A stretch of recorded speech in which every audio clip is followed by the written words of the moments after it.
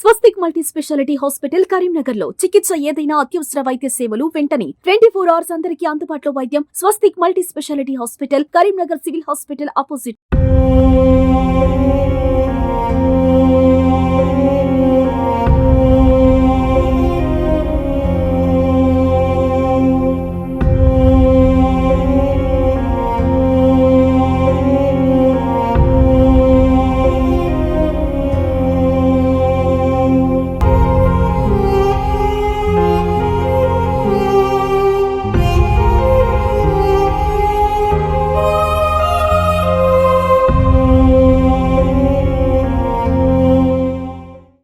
Hi hello నమస్తే, welcome to Suman TV Karimnagar. నేను మీ వరలక్ష్మి.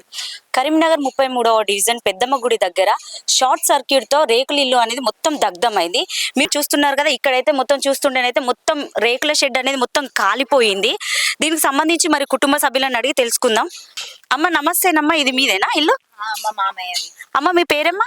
నా పేరు షాహీన్. అమ్మ అసలు ఇది షార్ట్ సర్క్యూట్ అనేది ఎప్పుడు జరిగింది? ఆ టైంలో మీరు ఉన్నారా లేరా ఏంటమ్మా? ఆ టైము మధ్యాహ్నం 3 అవుతుంది, 3:30 అవుతుంది. ఆ టైంలో ఎవ్వరు లేరు, ముసలాయనే ఉన్నాడు. ఈ పక్క పొంటోళ్ళు వడకట్టోళ్ళు ఉన్నారు.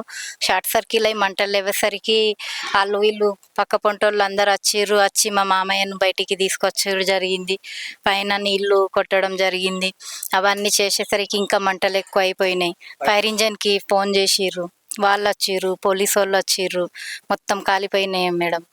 అంటే లోపల అంటే ఇప్పుడు ఈ షార్ట్ సర్క్యూట్ జరగడానికి గల అసలు కారణం ఏంటి? అసలు ఎందుకు వచ్చింది? అసలు కారణం అంటే కరెంటు వైర్ తోటి మేడం.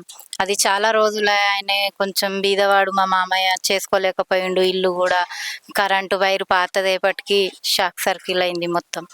కరెక్టే అమ్మా. ఇప్పుడు అది కూడా మీ మామయ్య అంటే మీ ఇల్లుకు సంబంధించిందే కదా, మరి మీరు ఎప్పుడు పట్టించుకోలేదు ఇల్లు ఇట్లుంది ఇదేంటి పరిస్థితి, మరి చాలా రోజులు అవుతుంది వైర్లు కానీ ఏంటమ్మా? అసలు మీరు చూసుకుంటేనే ఉంటారు కదా రోజు రెగ్యులర్ గా, మరి చూసుకున్నప్పుడు ఈ ప్రాబ్లం అనేది ఎందుకు వచ్చింది?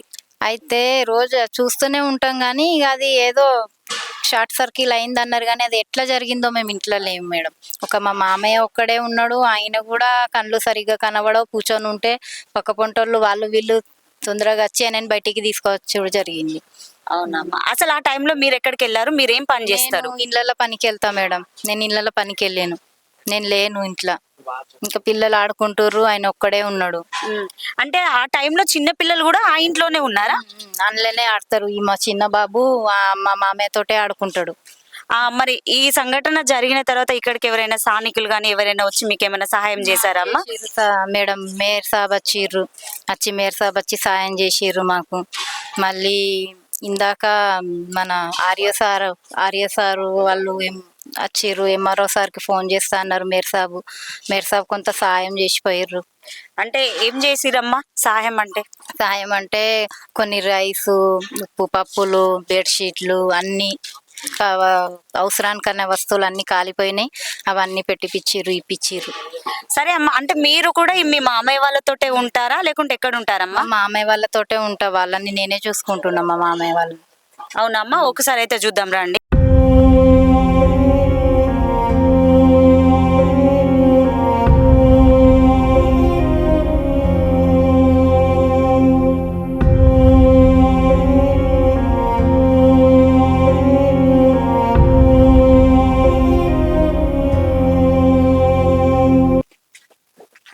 ఇదేనా అమ్మ మొత్తం? చెప్పండి తాతయ్య, అసలు ఏం జరిగింది? ఏ టైంలో జరిగింది? అసలు ఏంటి? 3:30-4 గంటల ఆయన ఇంట్లో కూర్చొని ఉన్నాడు. అంటే మీకు కనిపిస్తాయి కదా, అంటే కళ్ళు కనిపిస్తున్నాయా? కనబడతాయి అన్ని కనబడతాయి కానీ ఎట్లా కాలినా కాదు. అంటే ఇప్పుడు ఈ వైర్లు ఇలా ఉండడం వల్లనే కాలిందా లేకుంటే బయట నుండి మంటలు వచ్చినాయా? అసలు ఎట్లా? లోపలికెళ్ళి వచ్చి బయట ఎక్కడది ఎక్కడుందమ్మా కరెంట్ బోర్డు? ఆ వైర్లు కాలిపోయినాయి కదా మేడం. ఈ బోర్డు నుంచి ఆ వైర్లు మొత్తం ఇట్లా కాలిపోయినాయి మేడం. కాలిపోయి మొత్తం షెడ్ కట్టలు వేసిరు కాబట్టి అవన్నీ బట్టలు అవన్నీ కాలిపోయినాయి మేడం. అంటే ఇప్పుడు బట్టలు, బియ్యం మీకు ఇంకేమన్నా కాలిపోయినాయి అమ్మా? ఇంకా కాలిపోయినాయి మేడం. అంటే గ్యాస్ గిట్ల ఏమన్నా ఉందా అమ్మా? గ్యాస్ లేదు మేడం. గ్యాస్ లేకపోవడం అనేది ఇంకా పెద్ద ప్రాబ్లం అనేది తగ్గింది అనుకోవచ్చు. అట్లా జరిగింది, గ్యాస్ లేకుండా మేడం. అంటే ఇతను మీ మావయ్య, తను ఎవరమ్మా? మా అన్నయ్య. అవునా అమ్మ. అంటే మీకు గవర్నమెంట్ ల్యాండేనా, మీరు ఏమైనా రెంట్కుంటున్నారా? రెంట్కు లేదు, ఇది గవర్నమెంట్ ఒకప్పుడు మా అమ్మమ్మకి ఇచ్చిన ల్యాండ్, అందులోనే ఉంటున్నాం. మీ అమ్మమ్మకి ఇచ్చిన ల్యాండ్ మీరందరూ కలిసి వీళ్ళ అమ్మ వీళ్ళ అమ్మ మీకు ఇచ్చింది, ఇక వీళ్ళకి సంబంధించింది ఇది. ఓకే, వాళ్ళకి సంబంధించింది. ఇంకా వాళ్ళే ఉన్నారు మొన్నటిదాకా. ఇక కాలు ఇరిగిపోయింది, ఆయనకు చేసి పెట్టేటోళ్ళు ఎవరు లేరు, భార్య పిల్లలు ఎవరు లేరు. ఇంకా నేనే చూసుకుంటున్నా, నేను ఇళ్ళల్లో పనికోకుండా వాళ్ళను నేనే చూసుకుంటున్నా. అంటే మీకు వీళ్ళకు ఇప్పుడు ఇద్దరికి ఏజ్ అయింది కదమ్మా, పెన్షన్ లాంటిది ఏమైనా వస్తుందా గవర్నమెంట్ నుండి? వస్తుంది మేడం. అంటే ఇప్పుడు మీరు మీకైతే మొత్తానికైతే ఎవరి దగ్గర నుండి అయితే, ఇప్పుడు స్థానికంగా ఉన్న వాళ్ళ దగ్గర నుండి అయితే మీకంటే కొంచెం సహాయం రాలేదు మేడం. ఎవరైనా ఏదైనా సహాయం చేస్తే కొంచెం ఇల్లు మంచిగా చేసుకోవడానికి వీలు ఉంటది మేడం. చేసుకోవడానికి కూడా వీలు లేదు, చీకట్లో ఉంటుర్రు, కరెంటు కూడా లేదు. ఇద్దరు ముసలోళ్ళు ఉన్నారు, అడ్డం పడిపోతుండు మా నాన్న మా మామయ్య. చాలా బాధ అనిపిస్తుంది. క్యాండిల్స్ పెట్టి చూసుకుంటున్నా, వాళ్ళు తినేదాకా ఉండి వెళ్తున్నా నేను. ఎవరైనా దాతలు ముందుకొచ్చి ఏదైనా సహాయం చేస్తే బాగుంటది. అవునమ్మా. ఇప్పుడు ఇక్కడ ఉండే కనీసం ఇక్కడ కుటుంబ సభ్యులు కానీ, మీరు కానీ, మీ పిల్లలు కానీ ఉండే పొజిషన్ అయితే కనిపించట్లేదమ్మా. మరి ఇక్కడ నుండి ఇది కాలిన తర్వాత మీరు వేరే దగ్గర షిఫ్ట్ అయ్యారా? అక్కడ ఒక పాత ఇల్లు ఉన్నది, అట్టిగా ఖాళీ ప్లేస్, అందులోకి వెళ్ళి అందులో ఉంటున్నాను. అంటే అది కూడా మీదేనా? కాదు, వేరే ఈ వాడకట్టోళ్ళు ఉండు బిడ్డ అని అన్నారు. పిల్లలు ఉన్నారు కదా, ఇంట్లో ఉండలేవు నువ్వు, ఇంట్లో సాఫ్ చేసుకొని ఉండు మన అంటే అది మొత్తం సాఫ్ చేసుకొని చెత్త అది కూడా అట్టి రేకులే ఉన్నది, ఏం గచ్చు గిచ్చి ఏం లేదు. అందులో ఇప్పుడు పిల్లల్ని పట్టుకొని ఉంటున్నాం మేడం. అమ్మా, ఇది మీరు ఇక్కడ ఎన్ని సంవత్సరాల నుండి ఉంటున్నారు? దాదాపు 40 సంవత్సరాలు అవుతుంది మేడం. సరే అమ్మా, ఇప్పుడు 40 సంవత్సరాల నుండి ఉన్నప్పుడు మీకు ఇల్లు అనే శాంక్షన్ కావాలి కదా, గవర్నమెంట్ నుండి ఇల్లు శాంక్షన్ కాలేదా? అంటే మీరు పెట్టుకోలేదు మేడం. అంటే ఇక మా మామయ్య వాళ్ళు మా అమ్మమ్మ ఉండి వాళ్ళు ఎప్పుడు పెట్టుకోలేదు, పెట్టుకుంటే కూడా రాలేదు. దీపం పథకం కింద అప్పట్లో గ్యాస్ కు పెట్టినా కూడా రాలేదు. ఎందుకు మీకు రాకపోతే మరి మీరు వెళ్ళి అడగలేదా? స్థానికంగా ఉన్న వాళ్ళను ఎవరినైనా అడగలేదా? అడిగినాం, కాకపోతే ఇక మా మామయ్య వాళ్ళు ఇక నేనే వంట చేసి పెడుతున్నాను, ఇక వాళ్ళు ఏం చెప్పలేదు. రైస్ మాత్రం 35 కిలోల బియ్యం చేసిర్రు. మేర్సాబు మంచిగానే చేసిర్రు మాకు. కొంచెం మేర్సాబు కొంచెం అన్నిటికీ ఆదుకుంటారు. సరేనమ్మా. ఇక్కడ చూసుకుంటే మాత్రం చాలా దారుణంగా ఉందనే చెప్పుకోవచ్చును. ఈ పక్కింటి వాళ్ళు సహాయం చేయడం వల్ల కనీసం ప్రాణాలతోటి వాళ్ళు లేవలేని పొజిషన్ లో ఉన్నారు. చూసుకుంటే చూడండి ఒకసారి, వాళ్ళు కనీసం నడవలేని పొజిషన్, వీళ్ళు పరిగెత్తలేని, అట్లా మంటలు వస్తుంటే అసలు ఎక్కడి నుండి వస్తుందో కూడా తేల్చుకోలేని పొజిషన్ లో వీళ్ళు ఉండిపోవడం వల్ల పక్కింటి వాళ్ళు మంటలను చూసి ఉరికొచ్చి వీళ్ళని బయటికి గుంజడం అనేది జరిగిందట. మరి స్థానికంగా ఎవరున్నారు, అసలు ఏం జరిగింది అనేది వాళ్ళ మాటలను ఒకసారి అడిగి తెలుసుకుందాం. వచ్చేసేయండి.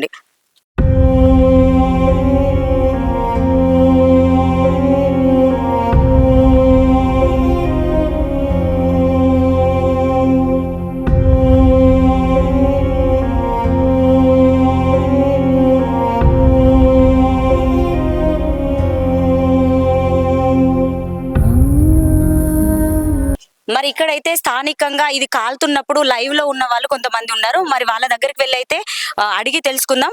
సార్ చెప్పండి సార్, మీ పేరు? నా పేరు మిరియాల ధనరాజమ్మ, రంగస్థల కళాకారుని, ఈవెంట్ చేస్తున్నా. ఎదురుగా ఉన్న ఇల్లు నాది. ఆ ఇంటి బయట కూర్చున్నాను. అయితే ఫస్ట్ పొగ వచ్చింది, బ్లాక్ పొగ ఏమైనా వైర్లు గిట్టు కాలుస్తున్నారేమో అనుకున్నాను. పాప వీళ్ళు పేదోళ్ళు, ఏమి సంగతి తెలియదు. కరెంటు తర్వాత మంట లేచింది, నల్లటి పొగ వచ్చేసి పెద్ద మంట వచ్చేసింది. మంట వచ్చే వరకు నాకు భయం వేసింది, ఏమన్నా జరుగుతుందని. మా పిల్లల్ని అరిచేవరకు మా అబ్బాయి పెద్దిరాజు, మిరియాల పెద్దిరాజు అని చిన్న కొడుకు, ఆయన నీరసం వెళ్తే మంచిగా లేకపోయినా ట్రైన్ వచ్చేసరికి మంటలు వచ్చేవరకు మీదికి ఎక్కి వాటర్, అందులోకి వెళ్ళి వాటర్ కొట్టేసి ఒక ముసలాయన పాపం ఒకటే ముసలాయన ఉన్నాడు, తదిమ వాళ్ళు బయట ఉన్నారు, వాళ్ళు చేతగానే ఆ ముసలాయన్ని బయట గుంజేసేసి బయటికి వెళ్ళి వాటర్ కొట్టాడు. వాటర్ మొత్తం కొట్టేసేసేసి ఏంది అందరిని పిలుస్తుంటే వాళ్ళు ఎమ్మటే ఫైర్ స్టేషన్ కూడా ఫోన్ చేశాము. ఈ పాత కరెంటు వైర్ ఉంది కదమ్మా, అది ఇదే ట్రాన్స్ఫార్మర్ కాడి నుంచి వైరు, ఎమ్మటే కరెంటు వాళ్ళకి ఫోన్ చేస్తే కరెంటు వాళ్ళు వచ్చారు, మొత్తం పీకేశారు వైర్. తర్వాత ఇవన్నీ ఆర్పేసాక ఫైర్ స్టేషన్ వచ్చాక వాళ్ళ కలెక్షన్లు తీసాక ఫైర్ స్టేషన్. ఇదే ఇల్లు, ఇది చూడండి, ఇదిగో ఈ వెనక బాగా మంటలు వచ్చేసేది. పక్కన ఉన్న వాళ్ళు కూడా గరీబ్ వాళ్ళు ఇల్లే, ఇందులో వాళ్ళ సిలిండర్లు గిట్ట ఉంటాయి. వాళ్ళు ఏంటంటే ఇక్కడ ఈ రూమ్ లో సిలిండర్స్ ఉన్నాయి, వీళ్ళ పక్కింటి వాళ్ళ. ఎన్ని ఉంటాయి సార్ దాదాపుగా సిలిండర్స్? సిలిండర్లు అంటే ఒకటో రెండో స్టాక్ ఉంటాయి కదా ఎవరింట్లో అయినా, వాళ్ళు పక్కన ఉంటాయి, ఇందులో రూమ్ లో పెట్టుకుంటారు. వాళ్ళది మామూలు ఇల్లే, కట్టెలు ఇల్లే, పెద్ద బిల్డింగ్ ఏం కాదు. ఈ మంట కొంచెం ఎగస్ట్రా అయితే అవి సిలిండర్లు అనేది బ్లాస్ట్ అయితే కదా, చాలా అంతా ప్రాణ నష్టం. నేను ఒక్కడనే బయట ఉండి ఆ హెల్త్ మంచిగా ఉండటం చూడటం వల్ల మూడున్నర 4 ప్రాంతాన్ని చూడటం వల్ల ఆ భయాందోళనతో మా అబ్బాయి అంతా కూడా ప్రాణం ఆరోగ్యం బాగలేదని మీదికి ఎక్కి అదే వాటర్ ట్యాంక్ తోని చాలా నీళ్లు పోసి దాన్ని ముసలాయన్ని గుజ్జుకొచ్చేసి ఏదో మా ఛాయ శక్తిలో ప్రయత్నించామమ్మా. నాకు హెల్త్ మంచిగా బయటనే ఉంటాను నేను. ఏడు సార్ మీ కొడుకు ఉన్నారు మా ఇప్పుడు? కొడుకు ఊరు వెళ్ళాడమ్మా. మా అమ్మాయిని తీసుకురానికి రాజమండ్రి వెళ్ళాడు. పెళ్ళుంది, పాపది పెళ్ళుందని రాజమండ్రి వెళ్ళాడు. పాపని తీసుకురానికి 11వ తారీఖున పెళ్లి ఉందమ్మా. పాపం మేయర్ సార్ గారు వచ్చారు, ఎమ్మటే స్పందించారు. వాళ్ళు ఏదో సార్ కూడా సాయం చేశారు. ఎంఆర్ఓ సార్ కూడా వచ్చారు. వారు ఒక 5,000 రూపాయలు మణి రూపంగా బియ్యం కూడా, అదిగో అమ్మ బియ్యము కూడా ఇచ్చారు. వారు సాయం చేశారు. ఇంకా కొంతమంది అబ్బాయిలు వస్తే ఆ బాబు సాయం చేయండి మీకే పుణ్యం ఉంటుంది, మనిషి ఎంత చెద్దర్లో దుప్పట్లో బట్టలు పూర్వక సాయం చేస్తే మనకు ఆ పుణ్యం భగవంతుడు అనేవాడు చూపిస్తాడు. ఇదమ్మా అని చెప్పా, అంతే వాళ్ళకి చెప్పానమ్మా. అంటే సార్ మీరు ఇప్పుడు ఈ గల్లీల వాళ్ళు కూడా ఎవరైనా ఏమైనా సహాయం చేయడానికి ముందుకు వస్తున్నారా? అది అమ్మా నా పరిస్థితి అయితే, నా పరిస్థితి బీద పరిస్థితి, కళాకారుణ్ణి నేను చేసే శక్తి లేను. నేనే ఇప్పుడు 15 లక్షల అప్పుల్లో ఉన్నా. నేను అప్పు లేకపోతే నేను అంతో ఇంత ఏదో విధంగా సాయం చేసే అంత కెపాసిటీ భగవంతుడు అన్నమన్నా ఏ విధంగా పెట్టే వాళ్ళకి ఎన్ని రోజులు అని. సరే సార్, అయితే మేము కుటుంబ సభ్యులతో మాట్లాడితే తెలిసిన విషయం ఏంటంటే మీరు కూడా ఇప్పుడు చాలా రోజుల నుండి ఉంటున్నారు అంటున్నారు, వీళ్ళు కూడా స్థానికంగా ఎప్పటి నుండి ఉంటున్నారు. సరే సార్, మరి ఇక్కడ వాళ్ళకు ఇప్పటి వరకు ఇల్లు అనేది రాలేదు, మాకు గ్యాస్ అనేది రాలేదు అని అడుగుతున్నారు సార్. మీరు ఎందుకంటే వాళ్ళు కనీసం బయటికి వెళ్ళి ఒకరి దగ్గరికి వెళ్ళి మాకు రాలేదు అని అడగలేని పొజిషన్, వాళ్ళు అంత జ్ఞానంలో కూడా లేదు. వాళ్ళు ఒకరు చూస్తే మైండ్ బాగాలేదు, ఒకరేమో కాళ్ళు ఇరిగిపోయింది, వాళ్ళ భర్తదేమో కాళ్ళు ఇరిగిపోయింది పనికి వెళ్తుండే అని చెప్తున్నారు సార్. కనీసం మరి మీరు ఇక్కడికి వచ్చిన స్థానిక అధికారులతో ఎవరితోటైనా మాట్లాడారా? అంటే సారు సునీల్ రావు సార్ అన్ని కూడా పాపం మేయర్ సార్ ఉన్నారంటే మాకు అన్ని కూడా ప్రతిది కూడా అడుగుతారు. ఏంటంటే వీళ్ళు కరెక్ట్ లేక ఒకరికొకరు మతిస్థిమితాలు లేక సార్ల దగ్గర పోయి కలవక వీళ్ళు చేసుకున్నదే తప్పు. ప్రభుత్వం ఏంటంటే వాళ్ళ దగ్గర పోయి ఇప్పుడు సహాయం మనం కోరితే ఎవరైనా సాయం చేస్తారు. ఇప్పుడు మీరైనా సాయం చేస్తారు. మేయర్ సార్ మాకు దేవుడు లాంటి వాడు. ప్రతి కూడా ఇప్పుడు వచ్చాడండి ఇట్లా ఫోన్లోనే ఎంఆర్ఓ సార్ అందరికి ఫోన్ చేసి ప్రతి వాళ్ళకి కూడా ఎటువంటి ఆపద వచ్చినా మేయర్ సార్ గారు మాకు సాయం చేస్తున్నారు. మేము ఇందుకు కూడా ఎంఆర్ఓ సార్ కూడా వచ్చారు, ఒక 5,000 ఇచ్చారు, బియ్యం ఇచ్చారు. వాళ్ళకు కూడా ఉన్న వాళ్ళు కూడా సాయం చేస్తే, ప్రభుత్వం కూడా ఇంత సాయం చేస్తే బాగుంటుందని మా విజ్ఞప్తి. ఏంటంటే నేను పేదవాడిని, నేను సాయం చేసేంత కెపాసిటీ నాకు లేదు. నాకు హెల్త్ ఆరోగ్యం బాగలేక 12 లక్షలు పెట్టుకున్నా. అమ్మా ఇది నా కొడుకు కూడా ఆరోగ్యం బాగలేకపోయినా ముసలోడు చనిపోతాడని ధైర్యం చేసి ఆ వాటర్ ట్యాంక్ మీదకి ఎక్కేసేసి వాటర్ నాకేంత భయం వచ్చేసింది, గుండె దడ. నాకు ఏమైనా షార్ట్ సర్కిల్స్ కొడితే ఆయనకి ఏమైనా అవుతుందని పెళ్లి పెట్టుకున్నాను. అయినా కానీ భగవంతుడు ఆ దేవుడు పెద్దమ్మ తల్లి మా వాడగట్లో ఉంది, మాకు పెద్ద ఏదో ఆశీర్వాదంతో మేము బయటపడి ఏదో సాయం చేసాం. అందరు కూడా అప్పటికి జనం కూడారమ్మా అందరూ. చూసారు కదా, ఒకవేళ కనుక వీళ్ళు పక్కనే లేకపోయి ఉంటే నిజంగానే ప్రాణ నష్టం అనేది పెద్ద మొత్తంలో జరిగేది. 2 ప్రాణాలతో అక్కడున్న జరిగిన షార్ట్ సర్క్యూట్ జరిగిన ఇంటితో పాటు పక్కన ఉన్న వాళ్ళ ఇండ్లలో సిలిండర్స్ ఉన్నాయని, వాళ్ళ పక్కన సిలిండర్స్ ఉన్నాయని ఇవన్నీ కంప్లైంట్ చేస్తున్నారు. దీనికి ముఖ్య కారణం ఏంటి అంటే వాళ్ళ ఇంట్లో ఉన్న పెద్ద మనుషులు అనేది ఒకరికి నడవలేకపోవడం, మత్తి సిమ్తం లేకపోవడమే ఇది దీనికి జరగడానికి గల పెద్ద కారణం అని చెప్తున్నారు. ఇక్కడ ఏంటి అని అంటే మినిమం వాళ్ళకు బ్రతకడానికి కానీ రోజు తినడానికి తిండే చాలా తినలేని పొజిషన్, అంత పేదరికంలో వాళ్ళు బతుకుతున్నారు. కాబట్టి ఇక్కడ వీళ్ళందరూ స్థానికంగా కోరుకునేది ఏంటంటే ఇక్కడ ఉన్న వాస్తవికంగా ఉన్న ఎవరైనా సరే వచ్చి వాళ్ళకి కనీసం దుప్పట్లు కానీ, చెద్దర్లు కానీ, వేసుకునే బట్టలు కానీ, తినడానికి తిండి కానీ వాళ్ళకి తోచినంతగా సహాయం చేయాలని కోరుకుంటూ చూస్తూనే ఉండండి సుమన్ టీవీ. కెమెరామెన్ ప్రణయ్తో మీ వరలక్ష్మి.